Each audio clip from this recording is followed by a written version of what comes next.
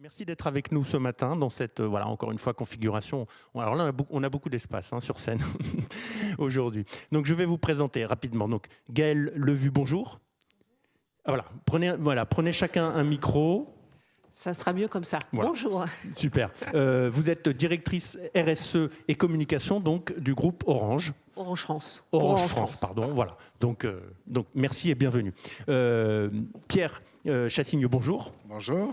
Merci aussi d'être avec nous. Vous êtes directeur projet et évolution chez CB. Alors CB, c'est carte bancaire, groupe carte bancaire. Voilà, c'est la marque CB. Donc voilà, on va parler évidemment monétique, transactions et sécurité des paiements avec vous. Frédéric Burtz, bonjour. Bonjour. Merci d'être avec nous. Vous êtes directeur du groupe BPCE. Donc là, on est dans le monde bancaire. Non, je ne suis pas directeur du groupe BPCE, exactement. Ah. Je m'occupe de l'innovation pour le groupe BPCE. Excusez-moi, voilà. J'ai été promu J'ai aujourd'hui. sauté une étape. Mais bon, vu qu'il y a des nouvelles chez nous, là, en ce moment, non. Bon. Alors, voilà, on va pas provoquer de rumeurs intempestives. Non. Mais en tout cas, merci Frédéric d'être avec nous. Denise Lebeau, Mariana, bonjour. Bonjour.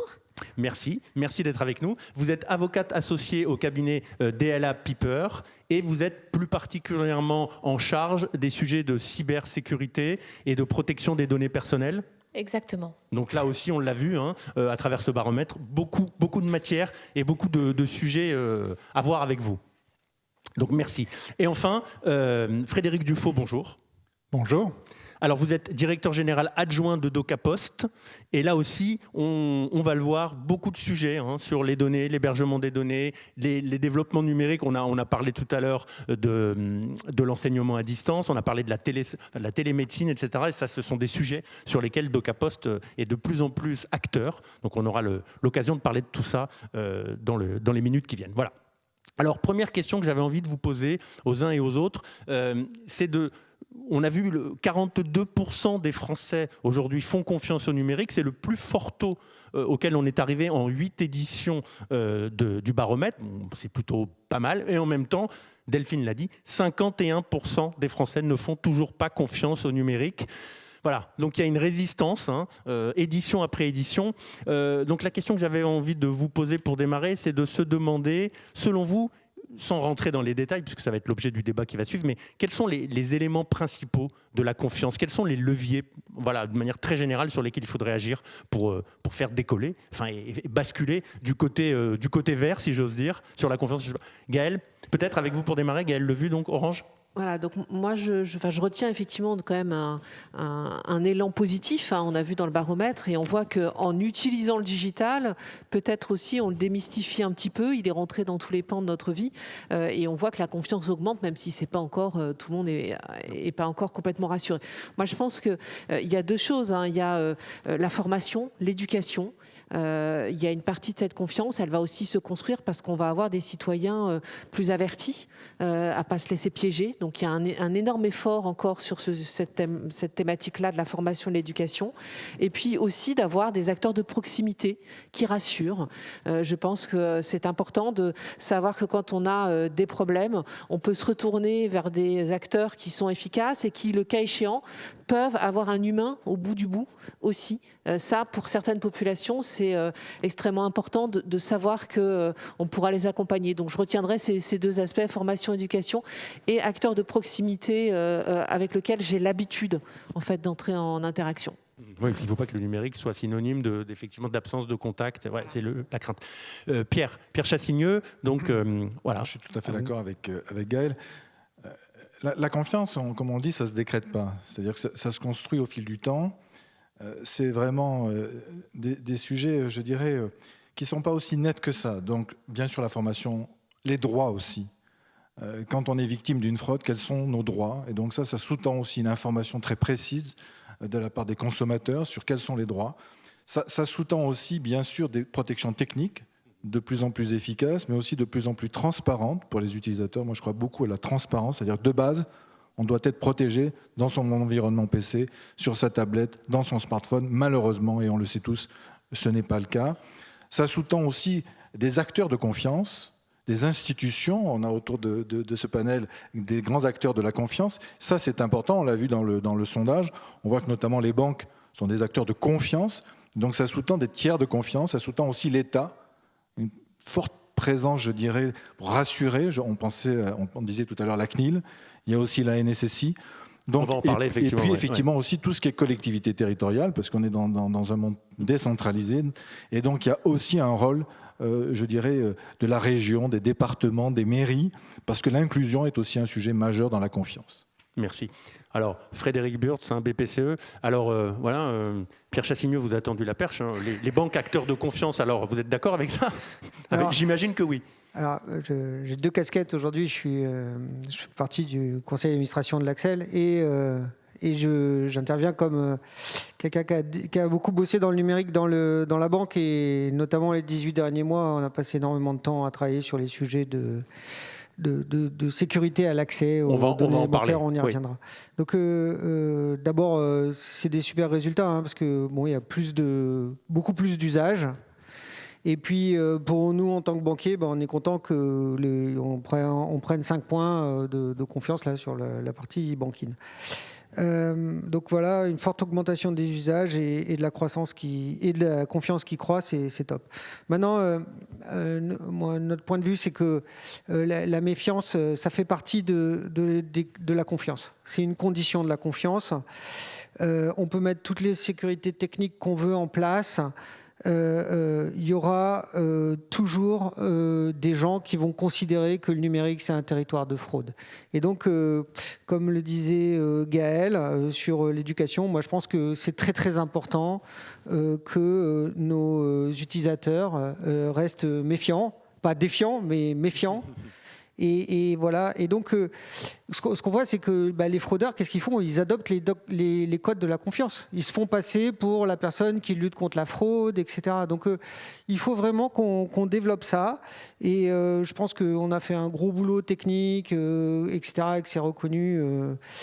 Et merci on va en Pierre parler, là, de le souligner. Ouais. Et donc on a ces bons résultats, mais il faut garder il y a encore un peu de doute. travail, faut toujours garder, faut bien prévenir tous nos utilisateurs de rester très méfiants s'ils veulent utiliser ça en toute confiance. Oui, les usurpations d'identité, effectivement, que vous soulignez, c'est des techniques qui se développent du côté des fraudeurs. Denise Lebeau-Mariana, bonjour. Rebonjour, pardon. Merci d'être avec nous. Et donc, vous aussi, alors côté législatif, peut-être cette fois-ci? Alors oui, et puis on a bien vu qu'il y avait un volet très important sur la méfiance dans le cadre de l'usage des données personnelles. Donc, en tant qu'avocat spécialisé dans ce domaine-là, je vais bien évidemment considérer que la confiance, elle passe aussi par une confiance dans l'usage que l'on fait des données, puisqu'on sait que l'économie numérique utilise les données et de façon extrêmement importante.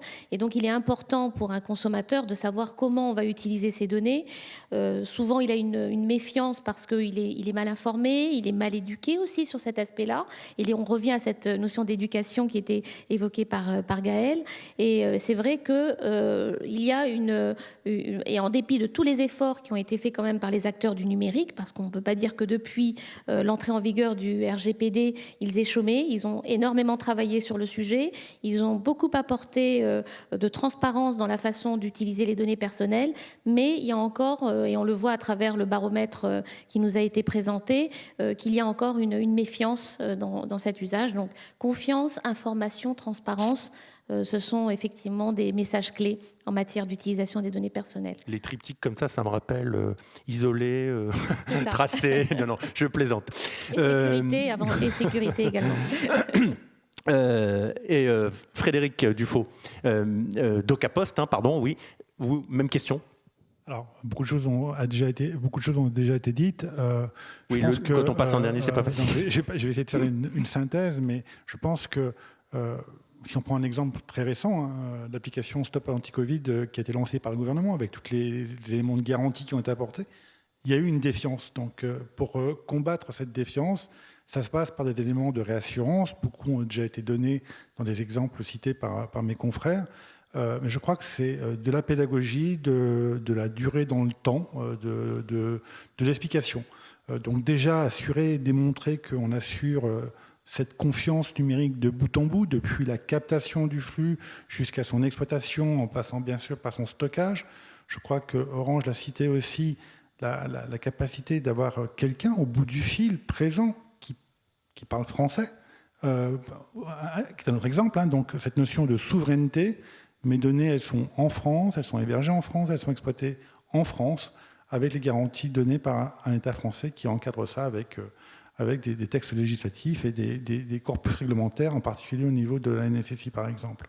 Donc c'est beaucoup de pédagogie et c'est ce positionnement, je pense, de tiers de confiance numérique, responsable, souverain, éthique, parce que je pense qu'au-delà de la dimension technique, il y a cette dimension morale, d'éthique qui est importante, et puis respectueux de l'environnement. Merci. Alors, vous l'avez dit les uns et les autres, il y a 3 leviers principaux qui se dégagent en sous-jacent. C'est effectivement la technologie, la communication, la pédagogie et bien sûr la réglementation, qui sont les 3 axes sur lesquels il va falloir jouer pour donc développer cette confiance qui résiste encore, on l'a vu un petit peu dans le baromètre. Alors, première question peut-être sur l'aspect technologique, on va peut-être commencer comme ça, avec vous Pierre Chassigneux.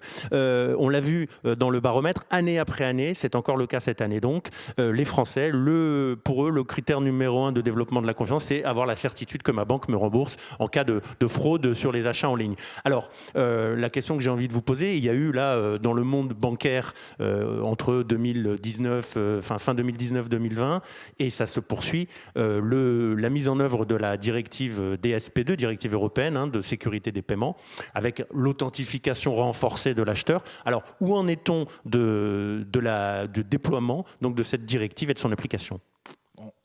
C'est un point majeur, le renforcement de la sécurité des transactions sur Internet et donc des paiements.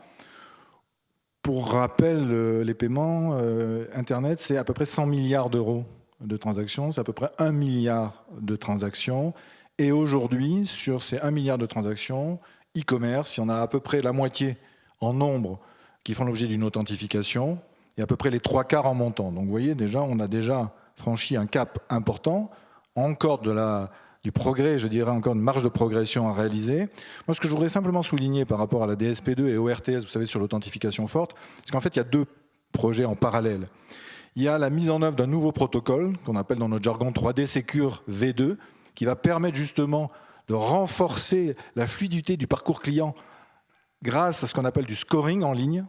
C'est-à-dire qu'il n'y aura pas nécessairement une authentification forte, active de l'utilisateur. Il y a aussi une brique de scoring qui est utilisable grâce à ce nouveau protocole. Donc il y a déjà ce déploiement du protocole. C'est-à-dire qu'on saura un peu à qui on a affaire et s'il est nécessaire de lui demander une authentification. On va être en capacité de scorer la transaction, l'environnement technique, et grâce à cette information, la banque décidera, puisque c'est toujours la banque qui au final décide, la banque décidera ou pas d'authentifier physiquement, je dirais activement, son client.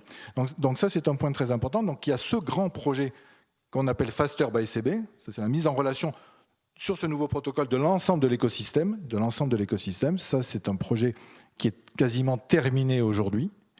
Et puis, il y a ensuite le déploiement de mécanismes d'authentification forte.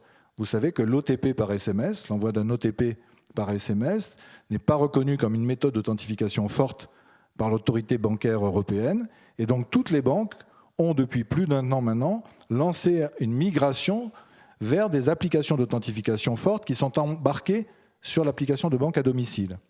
Aujourd'hui, pour votre information, c'est à peu près 50% des clients des banques qui sont équipés de cette application d'authentification forte.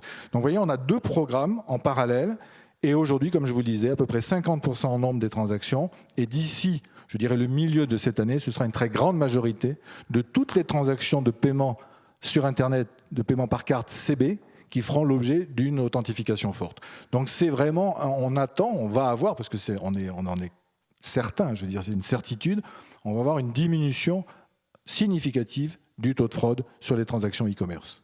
D'accord. Donc vous avez donné les montants, les ratios, donc c'est important. Donc la moitié des transactions, les 3/4 en montant, si je ne m'abuse, mais seulement quand même 50% des commerçants qui sont équipés des systèmes d'authentification forte sur leur site, les clients donc des banques. Ça, c'est effectivement un point très important. Alors là, il y a un peu de travail, il faut pousser. Alors voilà, donc là, il y a tout un enjeu, je dirais aussi, on parlait de pédagogie, d'information. Le groupement des cartes bancaires CB a mis en place un conseil consultatif du commerce pour justement travailler avec l'ensemble des acteurs concernés pour aller tous ensemble dans la même direction. Et je peux vous dire que c'est plutôt un beau succès. On est, je dirais, en Europe, probablement dans le peloton de tête, dans le tiers des pays qui ont le plus avancé dans ce domaine-là. Je parie qu'il y a l'Allemagne dedans. Certainement, mais il y a effectivement encore du chemin à parcourir. Il y a, je dirais, une motivation de l'ensemble des acteurs, mais je dirais qu'il n'y a pas d'inquiétude. Aujourd'hui, on a plus de 15 000 commerçants qui sont passés au protocole 3DS V2 dont je parlais. On a quasi 100% des clients qui sont aussi des banques qui sont en capacité de traiter ce nouveau protocole. Donc vraiment aujourd'hui, la mécanique est en marche. On a aussi un soutien très fort du régulateur, et je pense à la Banque de France. Ça aussi, c'est un point très important. On peut souligner et féliciter aussi le rôle du régulateur. Parce que c'est grâce aussi aux régulateurs européens qu'aujourd'hui, en Europe, on va être la première grande région du monde à renforcer la sécurité de manière significative, très fortement, des transactions sur Internet. Donc, encore une fois, la régulation, on a besoin c'est bien l'autorégulation, mais de temps en temps, la régulation, c'est aussi absolument nécessaire. Ça en est un exemple concret. Merci. Frédéric Burtz, alors les banques, évidemment, vous êtes en première ligne aussi sur ce sujet DSP2, authentification forte.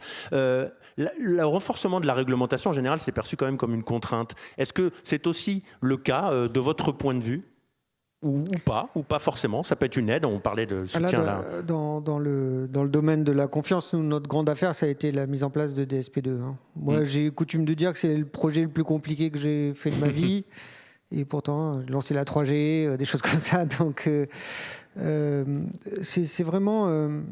voilà. Donc, nous, on a renforcé la sécurité des données bancaires sans complexifier la vie du client.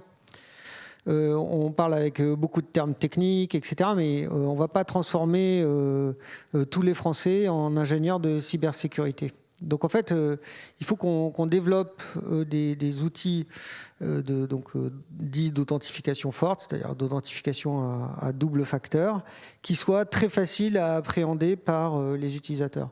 Et ça a été vraiment ça, un travail énorme qui a été fait.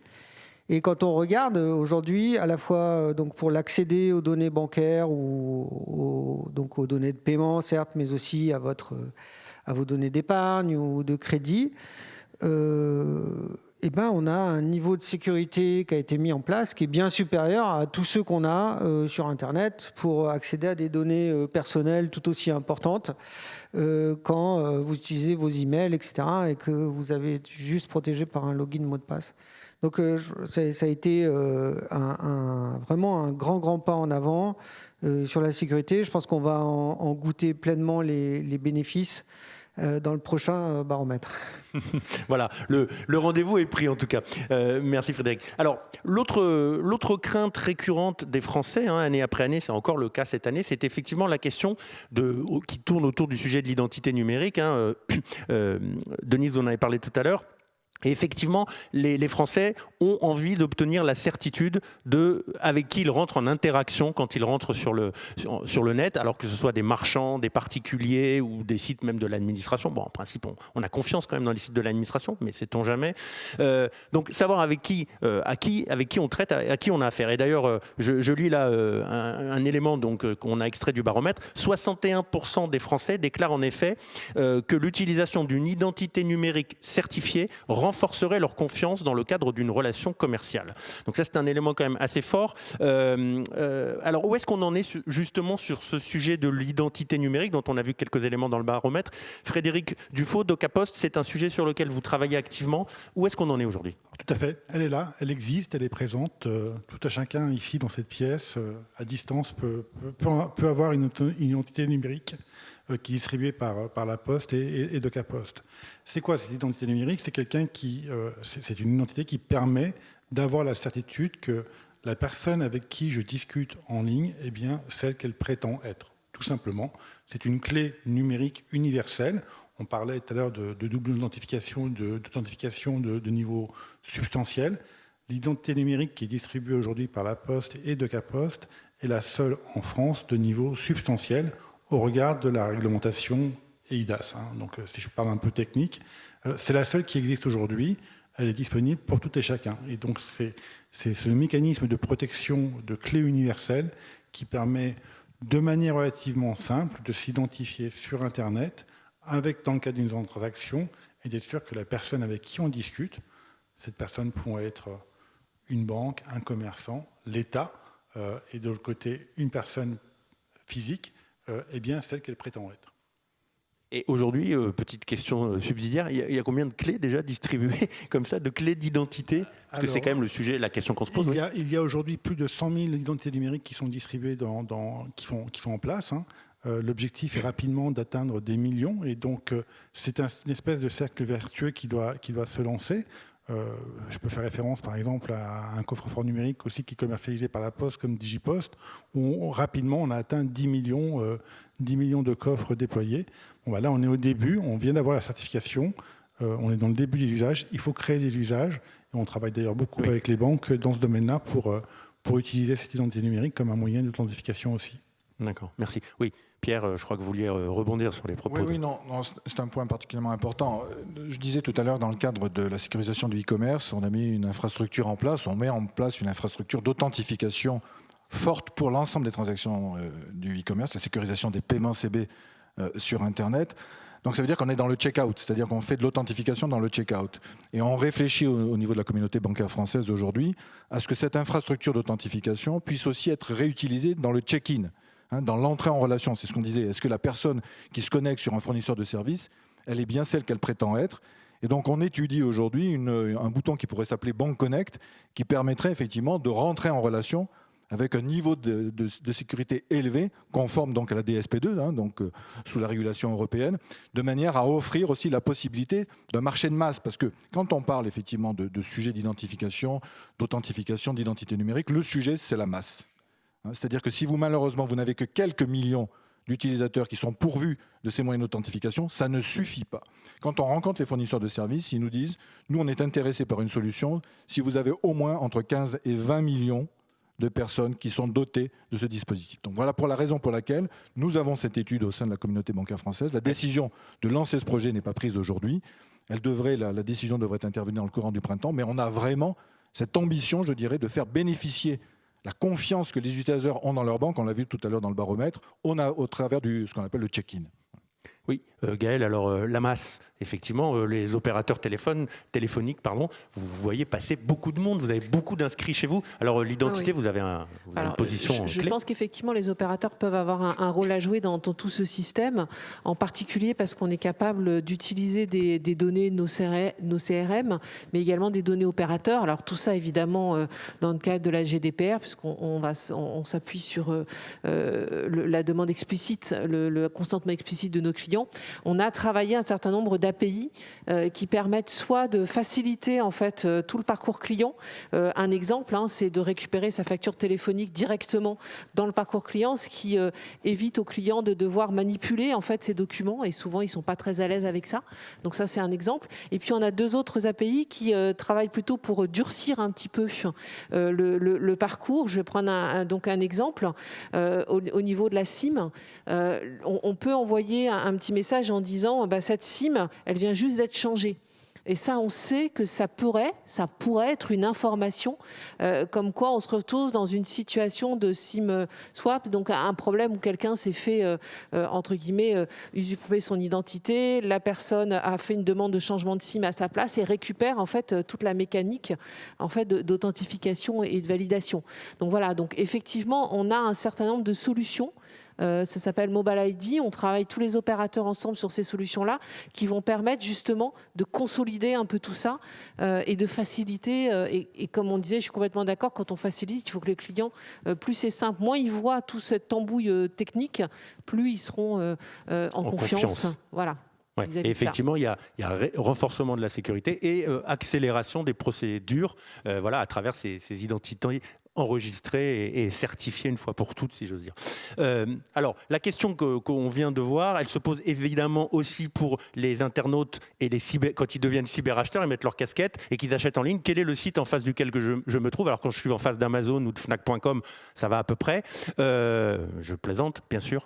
Quand je suis sur une plateforme, sur Amazon par exemple, ou sur Cdiscount, sur un site inconnu, là, c'est déjà qui est-ce que j'ai en face de moi? Est-ce que je peux lui faire confiance? Alors, Denise, justement, quelles sont les garanties sur lesquelles peuvent compter sur cette identification des sites marchands aujourd'hui les cyberacheteurs?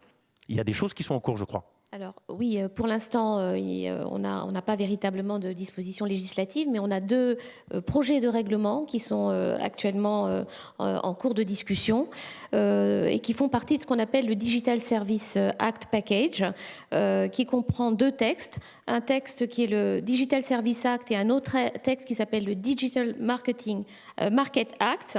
Alors, quelle est la différence entre ces deux? Déjà, il faut savoir que le règlement se distingue de la directive par le fait qu'il va s'appliquer de manière cohérente au sein de l'Europe sans avoir à faire l'objet de transposition par des dispositions spécifiques, ce qui est quand même permet d'assurer une cohérence, et pour les acteurs du marché, c'est quelque chose de très important. Et par ailleurs, ce sont des textes dont l'adoption finale est prévue plutôt pour début 2022. Alors, en quoi consistent ces 2 textes? Le premier, qui est le Digital Service Act, vise à créer un espace numérique beaucoup plus sûr, qui vise à protéger les droits des utilisateurs des services numériques, donc des consommateurs du e-commerce. Et puis le Digital Market Act a pour objet de réguler les plateformes que l'on appelle les gatekeepers, c'est-à-dire ceux qui vont donner accès au marché du numérique. Alors, par rapport à votre question, le texte qui nous intéresse le plus, c'est le Digital Service Act, qui comporte une disposition très intéressante dans son article 22 et qui s'adresse donc à tout type de plateforme. Ce sont les fournisseurs d'infrastructures, les plateformes, les places de marché, les plateformes de e-commerce en général, et donc celles qui nous intéressent par rapport au baromètre, c'est-à-dire celles qui vont mettre en relation les consommateurs et les e-commerçants. Et on a cet article 22 qui concerne la traçabilité des professionnels, qui va justement imposer aux plateformes non seulement de fournir des services à ces différents e-commerçants, mais également de vérifier leur identité. Et c'est là où on arrive au cœur du sujet, et elles vont devoir obtenir un certain nombre d'informations, qui sont donc les informations classiques, nom, adresse, téléphone, également les informations bancaires, et aussi le registre du commerce, et l'autocertification également, que ces fournisseurs de services et de produits sur la plateforme vont se conformer à la réglementation de l'Union. Donc ça, c'est quelque chose d'important, et ces plateformes devront elles-mêmes prévoir des interfaces qui vont permettre à ces e-commerçants de se mettre en conformité avec la réglementation. Donc, ce qui permet d'apporter un certain degré de confiance, mais en mettant quelque part cette charge de la vérification sur les épaules des plateformes, ce qui va encore accroître leurs obligations, mais avec une vérification qui doit être extrêmement stricte. C'est-à-dire que tant que la plateforme n'a pas eu des informations claires, précises et qui ne sont pas erronées, elle devra en vérifier d'ailleurs la véracité, la fiabilité.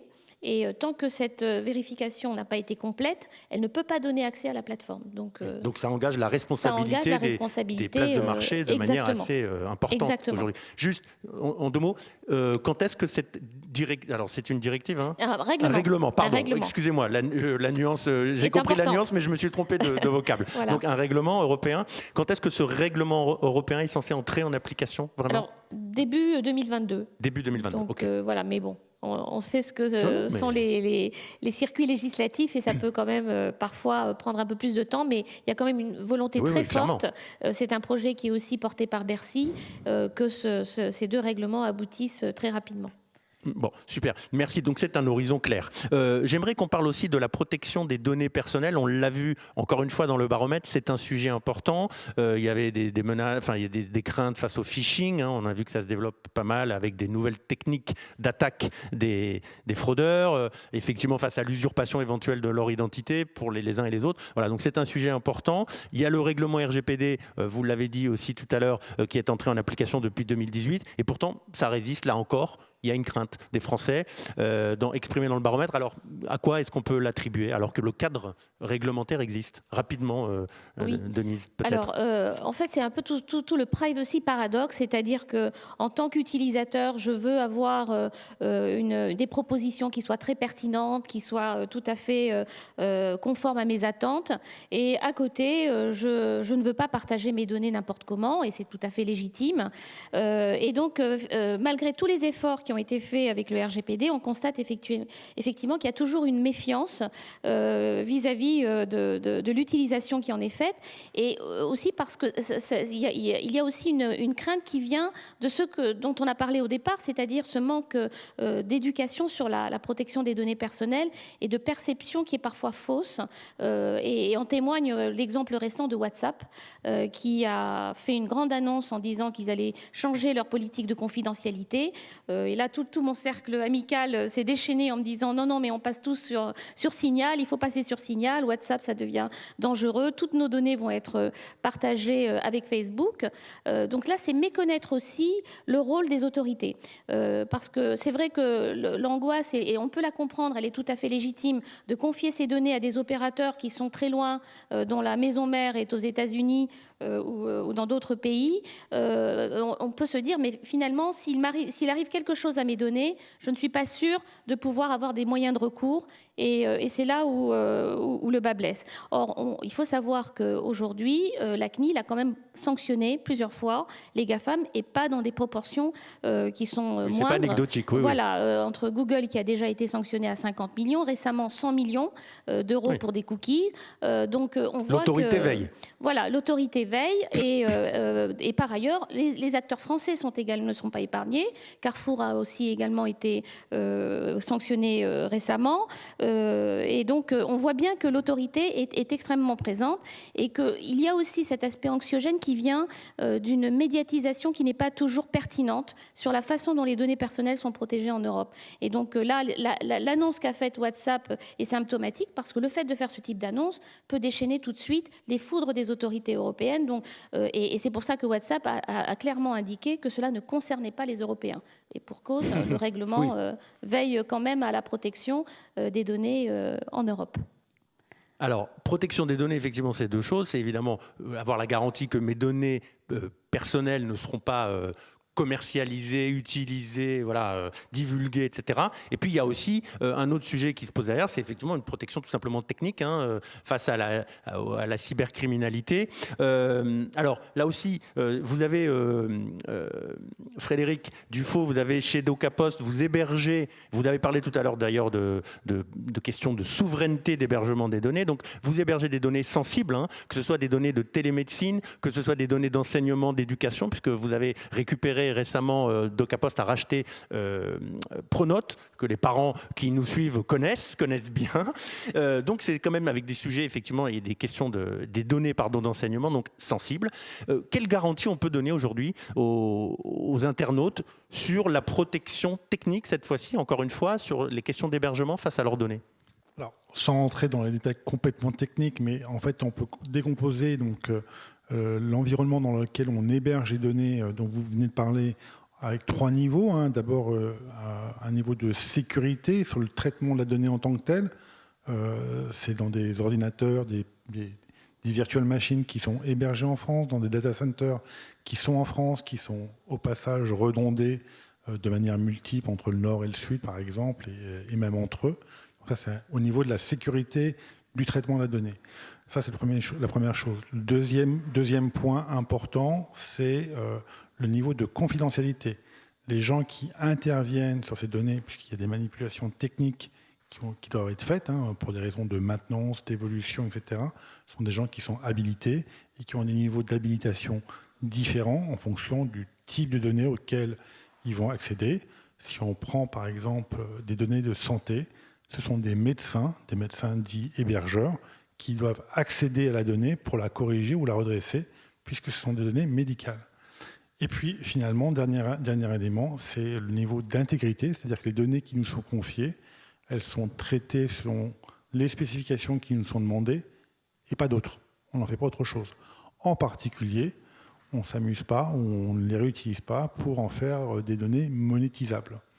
Donc tout ça se situe sur le territoire européen, et uniquement européen, avec la législation européenne qui s'applique. Il y a de nombreux débats sur le Patriot Act et ce que ça pouvait permettre pour une société, même si c'était de droit européen, mais qui relevait d'une société mère basée aux États-Unis, par exemple. Donc je laisserai les juristes et les avocats en parler.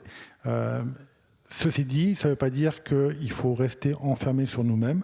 Je pense que l'ouverture, en particulier avec les sujets du cloud, et typiquement l'alliance Gaia-X qui est en train d'être montée sur un axe franco-allemand, auquel le CAPOS contribue parmi d'autres confrères. Un cloud européen. Un cloud européen qui permet d'héberger de manière sécurisée à l'échelle européenne, sans distinction de frontières nationales cette fois-ci.